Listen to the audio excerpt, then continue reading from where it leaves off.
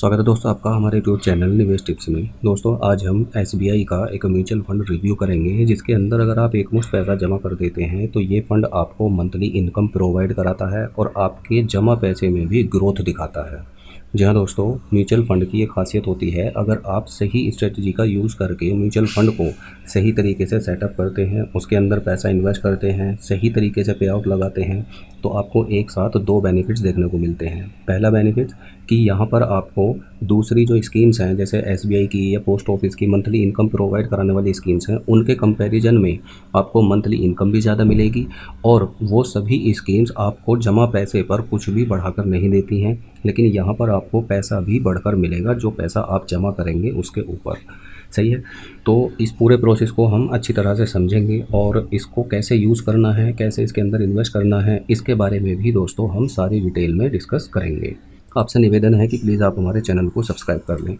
दोस्तों जब भी हम म्यूचुअल फ़ंड की बात करते हैं तो एसआईपी हमारे दिमाग में आता है, यानी कि हम मंथली बेसिस पर छोटा छोटा अमाउंट जमा करते हैं, उसी को एसआईपी कहते हैं।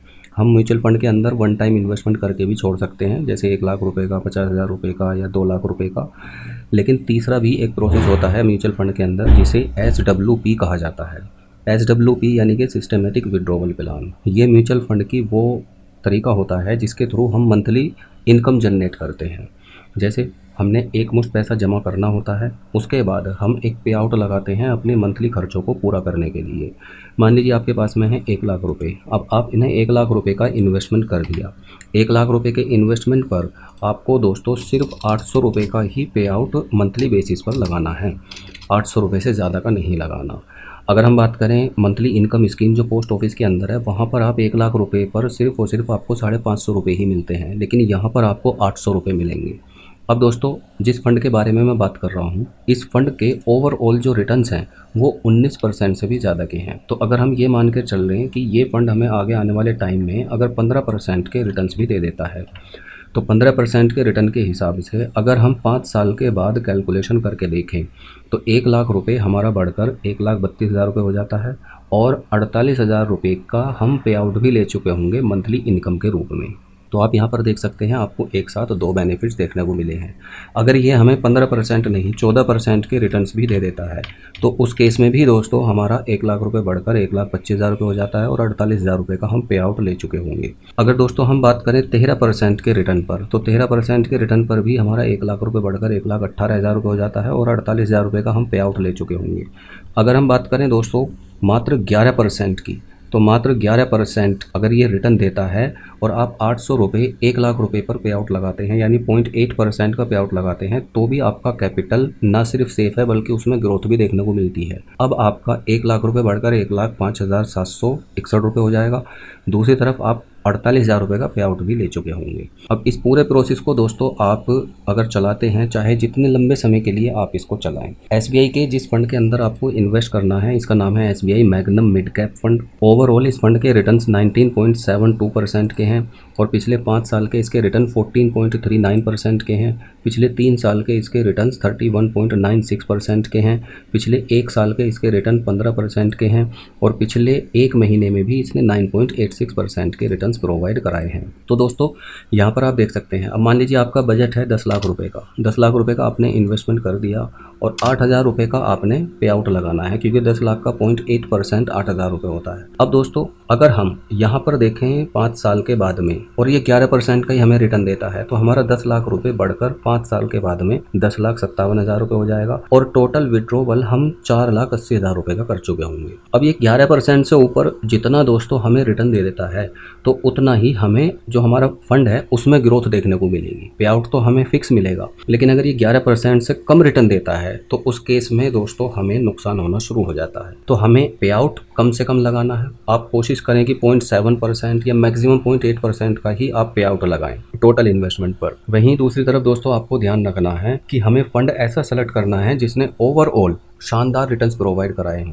इसके लिए क्या पहचान है, आपको पहली बात तो फंड ऐसा सेलेक्ट करना है जो ज़्यादा वोलेटाइल ना हो। दूसरी बात, हमें फंड ऐसा सेलेक्ट करना है जो कम से कम 10 साल या 15 साल पुराना हो।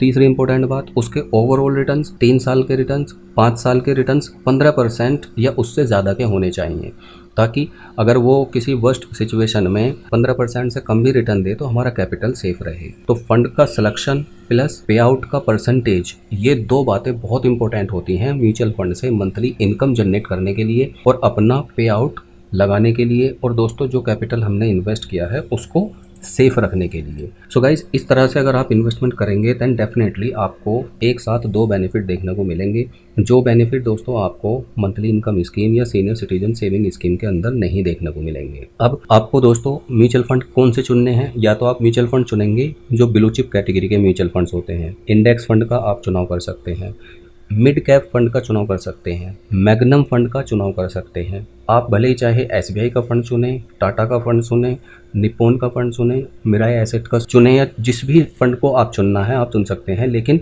आपको कैटेगरी का ध्यान रखना है। Large cap, blue chip, magnum, mid cap, इन्हीं 4 कैटेगरी के म्यूचुअल फंड्स में से किसी एक फंड के अंदर आपको इन्वेस्ट करना है।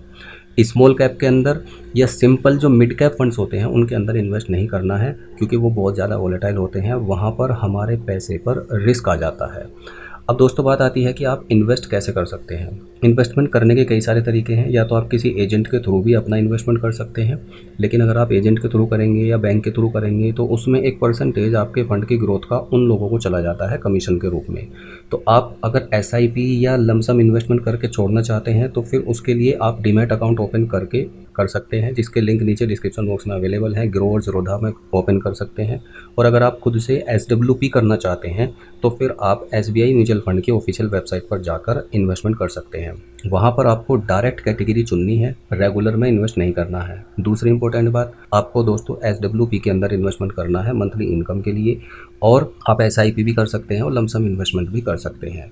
इसमें किसी भी तरह का कोई चार्ज नहीं होता है। आपके पास में कुछ एक डॉक्यूमेंट्स होने चाहिए, जैसे पैन कार्ड, आधार कार्ड, आपकी नेट बैंकिंग, और ये सारी चीज़ें आपके मोबाइल से लिंक्ड होनी चाहिए। तो आप घर बैठे ही अपना इन्वेस्टमेंट कर सकते हैं, या आप अगर अपना डीमैट अकाउंट ओपन करना चाहते हैं तो आप वो भी ओपन कर सकते हैं। लिंक नीचे डिस्क्रिप्शन बॉक्स में अवेलेबल है। इससे संबंधित अगर आपका कोई भी क्वेश्चन है या क्वेरी है तो आप कमेंट करके पूछ सकते हैं, मैं उसका जवाब आपको ज़रूर दूंगा। धन्यवाद।